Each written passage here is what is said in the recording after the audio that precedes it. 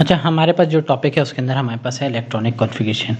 Electronic configuration के topic को समझने के लिए हमारे लिए ज़रूरी है हमें थोड़ा सा शेल का कॉन्सेप्ट के बारे में पता हो। शेल, सब शेल और ये काफ़ी चीज़ें हैं जो हमारे पास एक पहले बेसिक थीम है उसको पता चलेगा।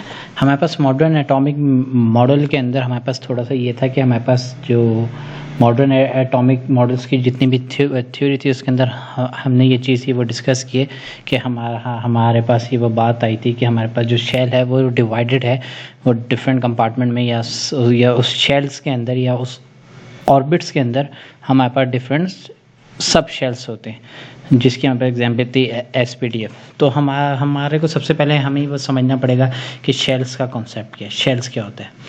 हमारे पास एटम के अंदर डिफरेंट शेल्स होते हैं। मिसाल के तौर पे शेल होता है KLM।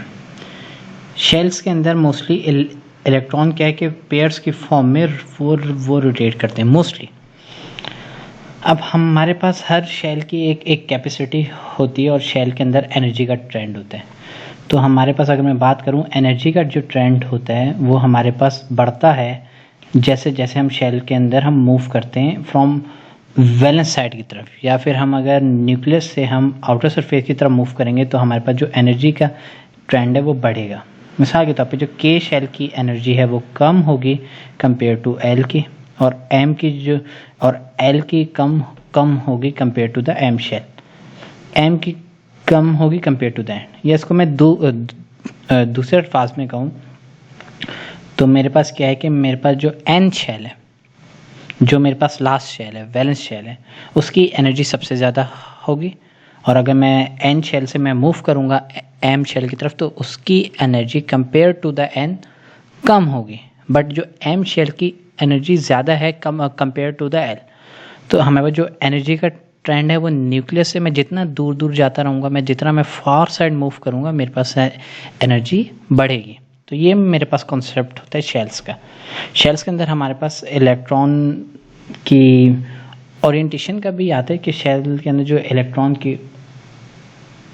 इलेक्ट्रॉन्स की ओरिएंटेशन वो हमारे पास लिपिंस्की या फिर उसके अलावा जो हमारे पास डिफरेंट हम काउंटर के फॉर्म में करते हैं एंटी क्लॉकवाइज, वो थोड़ा सा हमारे पास एक नेक्स्ट कॉन्सेप्ट है। बट हमारे पास अभी जो मेन टॉपिक है हमारे को शेल्स को पढ़ना है।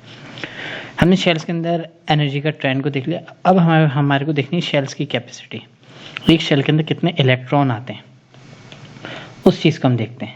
उसके लिए हमारे पास जो शेल्स की कैपेसिटी का फार्मूला है वो 2n²।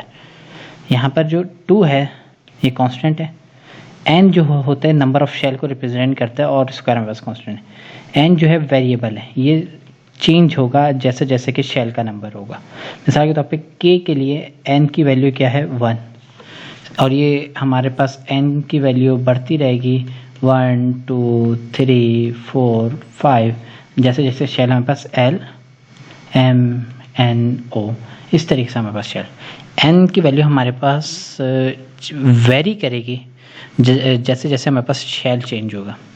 मिसाल के तौर पे मैं अगर निकालना चाहता हूँ K शेल के लिए, K शेल 2n², 2 इसके अंदर n की वैल्यू 1², तो हमारे पास कितने आ गए 2 इलेक्ट्रॉन। मैं निकालना चाहता हूँ L शेल की 2n², 2 का स्क्वायर और 2, तो ये 2 का स्क्वायर 4 हो गया, ये मेरे पास आ गया 8 इलेक्ट्रॉन। मैं निकालना चाहता हूँ M शेल की, तो ये मेरे पास हो गई 2n², 2 3 का स्क्वायर, ये मेरे पास हो गया 3 का स्क्वायर हो गया 9 और 9 2 18। इस तरीके से मैं नंबर ऑफ शेल के अंदर मैं उसकी इलेक्ट्रॉन की कैपेसिटी को मैं कैलकुलेट कर सकता हूँ। तो मेरे पास जो था कि मैंने स्टार्ट किया कि वो शेल्स के हैं, शेल्स के अंदर हमारे पास एनर्जी का ट्रेंड क्या और इसके अंदर मेरे पास जो इलेक्ट्रॉन की कैपेसिटी है मैंने इसको चेक किया। अब नेक्स्ट टॉपिक मैं वो देखूंगा सब शेल्स कि हमारे पास डिफरेंट शेल्स के अंदर डिफरेंट कंपार्टमेंट होते हैं। तो उस चीज़ को मैं नेक्स्ट टॉपिक में मैं वो डिस्कस करूँगा।